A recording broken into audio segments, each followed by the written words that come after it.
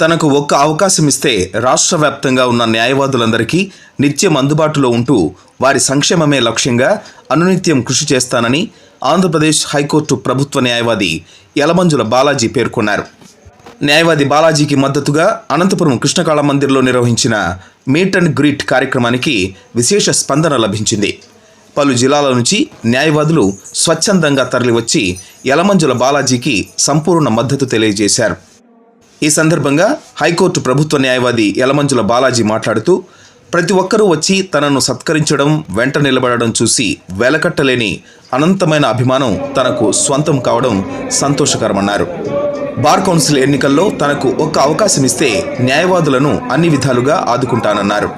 అవకాశాన్ని బాధ్యతగా తీసుకుని న్యాయవాదుల సంక్షేమం, వారి అభివృద్ధికి పాటుపడతానని పేర్కొన్నారు. వచ్చే నెల ఫిబ్రవరి 13వ తేదీన జరిగే రాష్ట్ర బార్ కౌన్సిల్ ఎన్నికల్లో తనకు కేటాయించిన నెంబర్ 15కు ప్రతి ఓటు హక్కు కలిగిన న్యాయవాది తన మొదటి ప్రాధాన్యత ఓటు వేసి అత్యధిక మెజారిటీతో తనను గెలిపించాలని అభ్యర్థించారు. స్వచ్ఛందంగా ప్రజా వ్యాజ్యాలపై బాధితుల పట్ల నిలబడి పోరాడుతున్న బాలాజీకి తమ మొదటి ప్రాధాన్యత ఓటుతోనే విజయాన్ని అందిస్తామని న్యాయవాదులు మద్దతు ప్రకటించారు.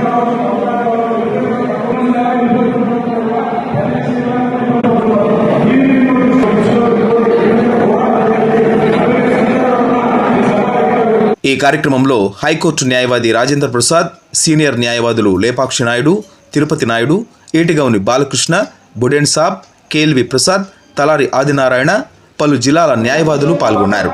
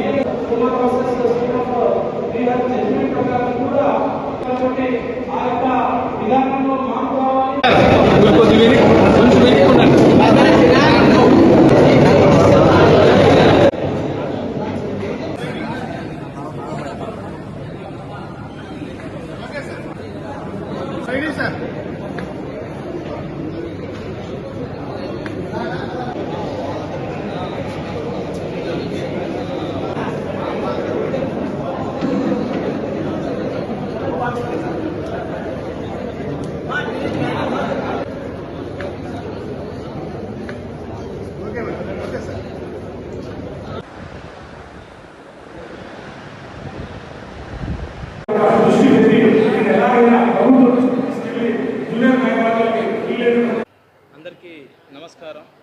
ఈరోజు అనంతపూర్ న్యాయవాద మిత్రులందరూ కూడా ఈరోజు జిల్లా వ్యాప్తంగా ఇక్కడికి వచ్చి నాకు సపోర్ట్ చేస్తూ, నాకు అండగా నిలబడి నా యొక్క విజయం కోసం వచ్చిన అనంతపూర్ జిల్లా న్యాయవాదులందరికీ కూడా నేను నమస్కారాలు తెలియజేస్తున్నాను. ముఖ్యంగా బార్ కౌన్సిల్ ఎన్నికలు రాబోయే ఫిబ్రవరి 13న జరగబోతున్నాయి.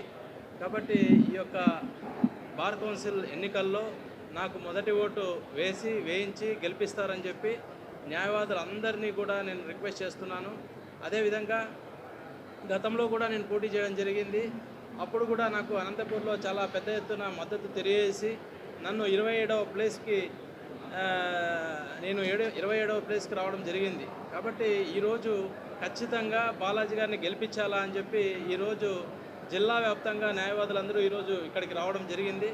మనకు న్యాయవాదులకు చాలా ఇష్యూస్ ఉన్నాయి. ముఖ్యంగా నన్ను గెలిపిస్తే మనకు ఆంధ్రప్రదేశ్లో ఒక న్యాయవాద భవన్ అనేది ఒకటి అవసరం ఉంది. ఎందుకంటే జిల్లాల నుంచి హైకోర్టుకు వచ్చినప్పుడు వాళ్ళకి వసతి కల్పించే అవకాశం ఎక్కడ లేదు. కాబట్టి వాళ్ళందరికీ కూడా వసతి కల్పించే విధంగా ఒక న్యాయవాద భవన్ని తీసుకురావాల్సిన అవసరం ఉంటుంది.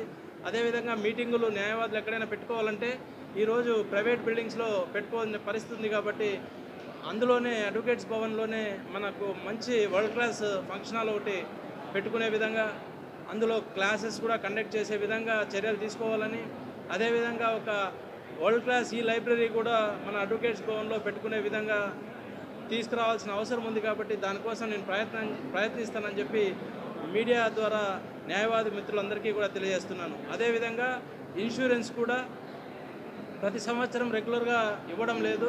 దానివల్ల చాలామంది న్యాయవాదులు ఇబ్బంది పడుతున్నారు. కాబట్టి ఇన్సూరెన్స్ కూడా ప్రతి సంవత్సరము తప్పనిసరిగా కేవలము అడ్వకేట్స్ బార్ కౌన్సిల్ ఐడితోనే ఇన్సూరెన్స్ పాలసీ వచ్చే విధంగా, వాళ్ళకి క్యాష్లెస్ ట్రీట్మెంట్ ఇచ్చే విధంగా నేను చర్యలు తీసుకుంటానని చెప్పి మీ అందరికీ మాటిస్తున్నాను. అదేవిధంగా న్యాయవాదులకు 20,000కు తగ్గకుండా యువ న్యాయవాదులకు స్టైఫండ్ కూడా ఇస్తే వాళ్ళకు ప్రాక్టీస్లో సెటిల్ అయ్యేంత వరకు కూడా ఉపయోగకరంగా ఉంటుందని చెప్పేసి నా యొక్క డిమాండ్. అదేవిధంగా మహిళలకు కూడా ఫ్రీ ఇన్సూరెన్స్ ఇవ్వాలి. వాళ్ళకు ఖచ్చితంగా ఇన్సూరెన్స్ వాళ్ళు డబ్బు కట్టకుండా కూడా వాళ్ళకి ఫ్రీ ఇన్సూరెన్స్ ఇవ్వాలి. అదేవిధంగా ఇన్సూరెన్స్లో ఫ్యామిలీ మెంబర్స్తో పాటు పేరెంట్స్కి కూడా ఇన్సూరెన్స్లో భాగం కల్పించాలి. ఇప్పుడు కేవలం ఫ్యామిలీ మెంబర్స్కి మాత్రమే ఇన్సూరెన్స్ ఇస్తున్నారు. ఆ విధంగా పేరెంట్స్ను కూడా ఇన్సూరెన్స్లోకి తీసుకురావాలి. ఈ యొక్క మార్పులన్నీ కూడా బార్ కౌన్సిల్ అవసరం. అదేవిధంగా ఈరోజు న్యాయవాదులపైన దాడులు ఎక్కువైపోయినాయి. అదేవిధంగా బార్ కౌన్సిల్లో సెక్షన్ 35 ప్రకారము డిసిప్లినరీ యాక్షన్ అని చెప్పేసి ఆ యొక్క పవర్తో న్యాయవాదులందరినీ కూడా ఇబ్బంది పట్టే పరిస్థితి ఉంది. కాబట్టి దాంట్లో కూడా సమూల మార్పులు కూడా తీసుకురావాల్సిన అవసరం ఉంది. వీటన్నింటి కోసము నేను కృషి చేస్తానని చెప్పి, ముఖ్యంగా నాది అనంతపూర్ పుట్టిన ప్రదేశము, నా యొక్క మూలాలన్నీ కూడా అనంతపూర్ జిల్లాలోనే ఉన్నాయి. నా యొక్క బాల్యం అంతా కూడా అనంతపూర్ జిల్లాలోనే నడిచింది. నా యొక్క చదువు అంతా అనంతపూర్ జిల్లాలోనే నడిచింది. కాబట్టి నాకు అనంతపూర్లో ఎక్కువ మెజారిటీ వచ్చే అవకాశం ఉందని చెప్పి ఇప్పుడు ఈరోజు ఇక్కడ ఆసీనులైన అనంతపూర్ జిల్లా పెద్దలందరికీ కూడా న్యాయవాద సీనియర్లు, అదేవిధంగా యువ న్యాయవాదులు, అదేవిధంగా నా కోసం ఈరోజు ఇక్కడికి వచ్చి మద్దతు తెలియజేయడానికి వచ్చిన న్యాయవాదులందరికీ నమస్కారాలు తెలియజేస్తూ, ముఖ్యంగా మీ అందరూ కూడా మొదటి ప్రాధాన్యత ఓటు వేయించి గెలిపిస్తారని చెప్పి నమస్కరిస్తూ సెలవు తీసుకుంటాను.